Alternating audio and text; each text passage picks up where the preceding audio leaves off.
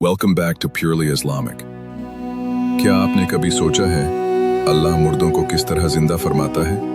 आज सुने हजरत इब्राहीम अलैहिस्सलाम का वो वाकया जिसने यकीन को आंखों से दिखा दिया। हजरत इब्राहीम अलैहिस्सलाम और 4 परिंदे। समंदर के किनारे एक इंसान की लाश पड़ी थी। जब पानी चढ़ता तो मछलियां उसे खा लेती, जब पानी उतरता तो जंगल के दरिंदे, और जब वो चले जाते तो परिंदे उस जिस्म को नोच लेते। हजरत इब्राहीम अलैहिस्सलाम ने ये मंजर देखा और दिल में एक शौक पैदा हुआ।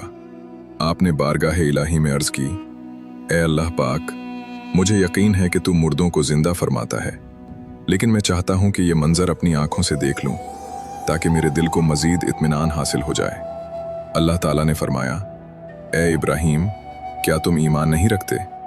हजरत इब्राहीम अलैहिस्सलाम ने अर्ज किया, क्यों नहीं, मैं ईमान रखता हूं, लेकिन यह दरख्वास्त दिल के इत्मीनान के लिए है। तब अल्लाह ताला ने हुक्म फरमाया, 4 परिंदे लो, उन्हें अपने साथ मानूस करो, फिर उन्हें ज़िबा करके टुकड़े करो और हर पहाड़ी पर एक एक हिस्सा रख दो, फिर उन्हें पुकारो। हजरत इब्राहीम अलैहिस्सलाम ने अल्लाह के हुक्म की तामील की। जब आपने परिंदों को आवाज़ दी तो हर पहाड़ी से परिंदों के अज्जा इकट्ठे होने लगे। हड्डियां हड्डियों से, गोश्त गोश्त से जुड़ गया, और देखते ही देखते वो 4 परिंदे जिंदा होकर हजरत इब्राहीम अलैहिस्सलाम के सामने आ गए। ये मंजर देखकर हजरत इब्राहीम अलैहिस्सलाम का दिल ईमान, यकीन और इत्मीनान से भर गया। इस वाक़े से ये सबक मिलता है कि अल्लाह ताला हर चीज़ पर कादिर है।